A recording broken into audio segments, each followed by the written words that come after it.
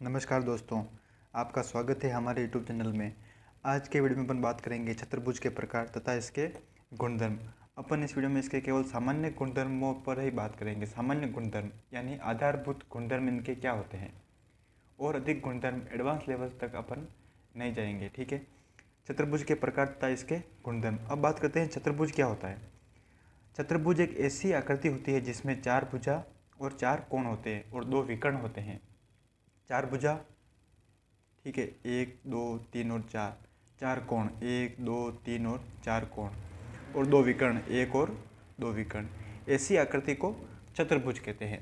लेकिन इस चतुर्भुज के भी बहुत सारे प्रकार होते हैं, जैसे सामान्य प्रकार, वर्ग, आयत, समांतर चतुर्भुज, समचतुर्भुज, समलंब चतुर्भुज और पतंग।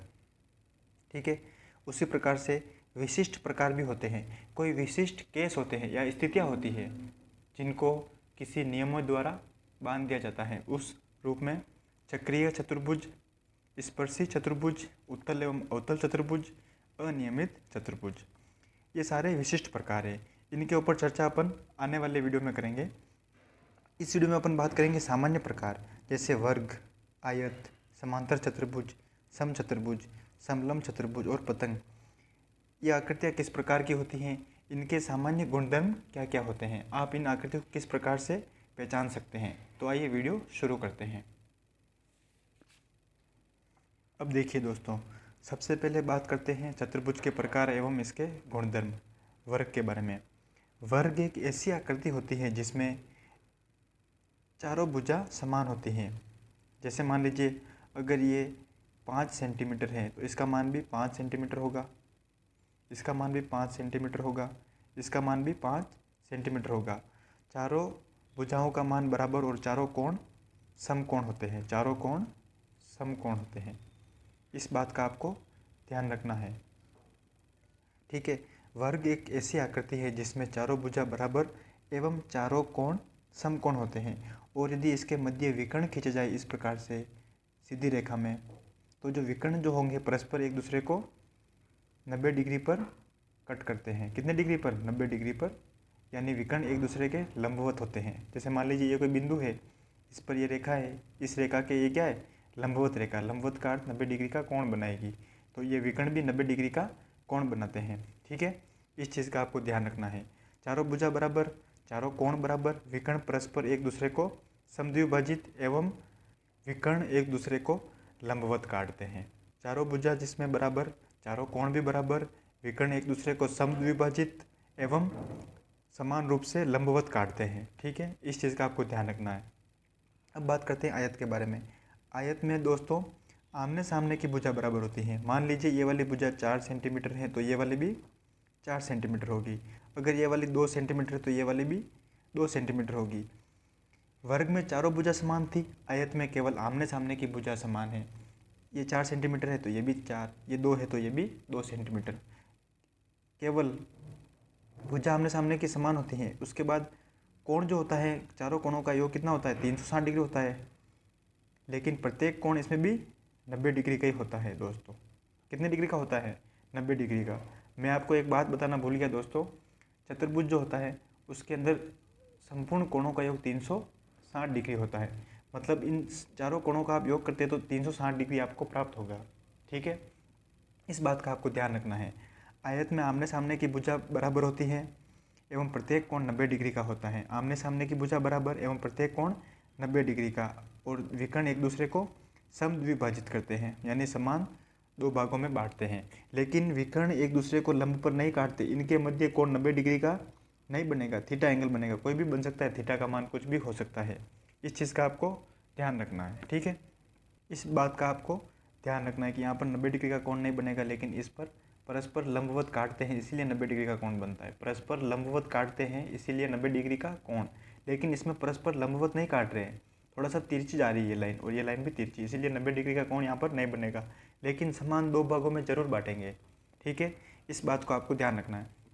अब बात करते हैं समांतर चतुर्भुज या समानांतर चतुर्भुज के बारे में। ठीक है, इसमें आमने सामने की जो भुजा होती है वो समान होती है, यानी समानांतर होती है। जैसे मान लीजिए ये भुजा ए है, बी, मतलब ए और डी समानांतर है बी और सी के। इस बात को आपको ध्यान रखना है। ये वाली भुजा इसके समानांतर होगी और ये वाली भुजा भी इसके समानांतर होगी। ये भुजा इसके समानांतर होगी, ठीक है। और सम्मुख कोण क्या होंगे, बराबर होंगे। ये मान लीजिए अगर थीटा डिग्री है, कुछ भी हो सकता है, 30 डिग्री मान लीजिए, तो ये वाला भी 30 डिग्री होगा, ठीक है। लेकिन ये इसमें एक शर्त है, ये वाला जो कोण होता है ये होता है थीटा माइनस या 180 माइनस थीटा। मतलब अगर ये कोण आपके पास 30 डिग्री है तो ये वाला कोण 150 डिग्री होगा। क्यों? क्योंकि इसमें एक सीधी रेखा बन रही है दोस्तों, ये देखिए सीधी रेखा, और सीधी रेखा पर कोणों का योग कितना होता है, 180 डिग्री। लेकिन इसमें क्या होता है, सामने सामने के कोण क्या होंगे, बराबर होंगे। लेकिन इस रेखा पर बने कोणों का, दोनों कोणों का योग कितना होगा, मतलब कोण सी प्लस कोण बी का योग कितना होगा, 180 डिग्री होगा। इस चीज़ को आपको ध्यान रखना है। इन दोनों कोणों का योग 180 डिग्री होता है। अगर ये कोण मान लीजिए 30 डिग्री का है तो ये वाला कोण 150 डिग्री का होगा।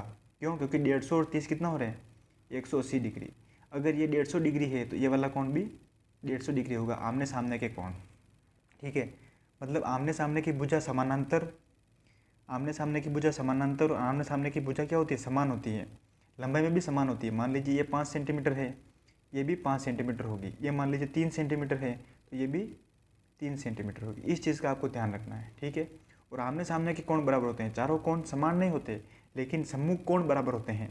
आमने सामने के कोण बराबर, आमने सामने के कोण बराबर, और एक ही रेखा पर बनने वाले दो कोणों का योग 180 डिग्री होता है। इस चीज़ का आपको ध्यान रखना है। अब बात करते हैं समचतुर्भुज के बारे में। समचतुर्भुज में दोस्तों, ये समचतुर्भुज है, ये वर्ग का ही एक विशेष रूप है। वर्ग का, वर्ग में क्या था, चारों भुजा समान, इसमें भी चारों भुजा समान होगी, एक दूसरे के समानांतर भी होगी। ये वाली भुजा इसके समानांतर आपस में कभी नहीं मिलेगी, और ये वाली भुजा भी समानांतर होगी, आपस में कभी नहीं मिलेगी। समानांतर का अर्थ है कि अंतर हमेशा समान होना चाहिए। इन दोनों के बीच यदि दूरी है मान लीजिए 3 सेंटीमीटर, तो ये दूरी हमेशा 3 सेंटीमीटर ही होगी, कभी भी कम नहीं होगी, 2 या फिर 5 नहीं होगी, हमेशा समान अंतर होगी, अंतर समान होगा। इस चीज़ का आपको ध्यान रखना है। अब बात करते हैं समचतुर्भुज। इसमें चारों भुजा समान होती हैं। समानांतर चतुर्भुज में चारों भुजा समान नहीं होती, चारों भुजा समान केवल आमने सामने की भुजा समान होती हैं।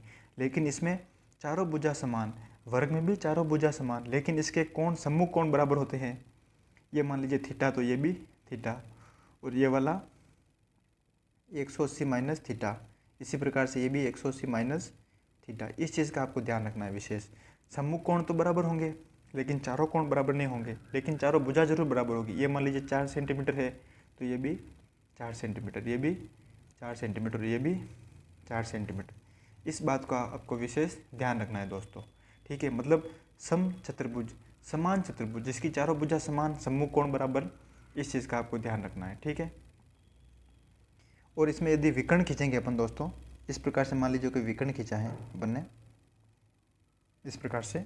अब देखिए दोस्तों, जैसा कि अपन बात करें कि समचतुर्भुज वर्ग के क्या होता है, बराबर होता है, तो वर्ग में भी तो ये जो विकर्ण है ये 90 डिग्री पर काट रहा था, तो इसमें भी 90 डिग्री पर ही काटेगा। इस चीज़ का आपको ध्यान रखना है। क्यों? क्योंकि चारों भुजा क्या है, समान है। अगर चारों भुजा समान है तो इनके मध्य विकर्ण खींचने पर विकर्ण परस्पर लंबवत या लंबवत होंगे, ठीक है, अपने एक दूसरे को काटेंगे 90 डिग्री पर। इस चीज़ का आपको ध्यान रखना है। इसका मान 90, इसका मान भी 90, परस्पर 90 डिग्री को, यानी परस्पर 90 डिग्री पर काटेंगे। अब बात करते हैं पतंग के बारे में। पतंग क्या होता है, एक विशेष प्रकार की आकृति है जिसमें कितनी भुजा है, 1, 2, 3 और 4। अपन नाम दे देते हैं ए, बी, सी एवं डी। दोस्तों देखिए, पतंग की खासियत क्या होती है। पतंग में भुजा ए बी, यानी ये वाली भुजा इसके बराबर होती है। मान लीजिए ये वाली भुजा है आपके पास 3 सेंटीमीटर, ए और बी कितनी है, 3 सेंटीमीटर, तो इस ए और डी का मान भी क्या होगा, 3 सेंटीमीटर, यानी इसकी संगत भुजा बराबर होती है। ये वाली भुजा इसके बराबर होगी, ये वाली भुजा इसके बराबर होगी, और ये वाली भुजा इसके बराबर होगी, ये वाली भुजा इसके बराबर। मान लीजिए ये वाली भुजा है 7 सेंटीमीटर, तो ये वाली भी भुजा 7 सेंटीमीटर होगी। इस चीज़ का आपको ध्यान रखना है। अब देखिए, अगर ये वाला कोण जो है, ये वाला कोण, वो आप मान लीजिए 60 डिग्री है, कितना है, 60 डिग्री है, तो ये वाला कोण भी 60 डिग्री होगा। सम्मुख कोण क्या होते हैं, बराबर होते हैं। इस चीज़ का आपको ध्यान रखना है। अब देखिए दोस्तों, अगर इसमें अपन विकर्ण खींचेंगे इस प्रकार से विकर्ण, तो विकर्ण परस्पर 90 डिग्री पर काटता है, 90 डिग्री पर काटता है। ये आपको ध्यान रखना है पतंग के अंदर। पतंग में संगत भुजा क्या होती है? बराबर होती है। जैसे ये वाली भुजा इसके बराबर होगी, ये वाली भुजा इसके बराबर होगी, और सम्मुख कोण क्या होंगे? बराबर होंगे। अब दोस्तों बात करते हैं समलंब चतुर्भुज के बारे में। समलंब चतुर्भुज क्या होता है? दोस्तों एक खास प्रकार का चतुर्भुज होता है। इस समलंब चतुर्भुज के अंदर भी बहुत सारे चतुर्भुज होते हैं अलग अलग, जैसे समद्विबाहु समलंब चतुर्भुज, और भी अन्य चतुर्भुज होते हैं।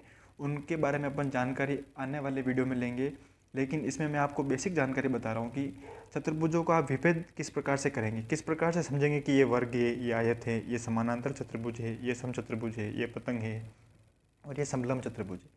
इसमें केवल आमने सामने की भुजा ही समानांतर होती है। जैसे मान लीजिए ये भुजा ए और बी, ये मान लीजिए सी और डी, केवल ए और बी समानांतर होगी सी और डी के, लेकिन ए और सी समानांतर बी और डी के, ये वाली भुजा इसके समानांतर नहीं होगी। क्यों? क्योंकि देखिए आप आकृति से देखिए, तिरछी भुजा है। तिरछी भुजा है तो कहीं ना कहीं किसी बिंदु पर जाकर अवश्य मिलेगी। इस चीज़ का आपको ध्यान रखना है, कहीं ना कहीं तो ये मिलेगी, इसीलिए ये कभी समानांतर नहीं होगी। लेकिन ये जो इसके आमने सामने की भुजा है ये समानांतर होगी। इसको समलंब चतुर्भुज इसलिए कहते हैं कि यहाँ से जब अपन लंब डालते हैं इस प्रकार से, तो एक वर्ग के रूप में या फिर एक आयत के रूप में एक 90 डिग्री सारे कोण इसके प्राप्त होते हैं अपने पास। फिर इसके विशेष केस भी होते हैं जो अपन आने वाले वीडियो में पढ़ेंगे, ठीक है। तो दोस्तों इस प्रकार से मैंने आपको इस वीडियो में चतुर्भुज के प्रकार और इसके सामान्य गुणधर्म, किस प्रकार से आप इनमें विभेद कर सकते हैं, वो मैंने आपको इस वीडियो में बताया। तो वीडियो अच्छा लगा हो तो अपने दोस्तों के साथ शेयर कीजिए, ठीक है। और यदि आप हमारे चैनल पर नए हैं तो चैनल को सब्सक्राइब कीजिए। धन्यवाद।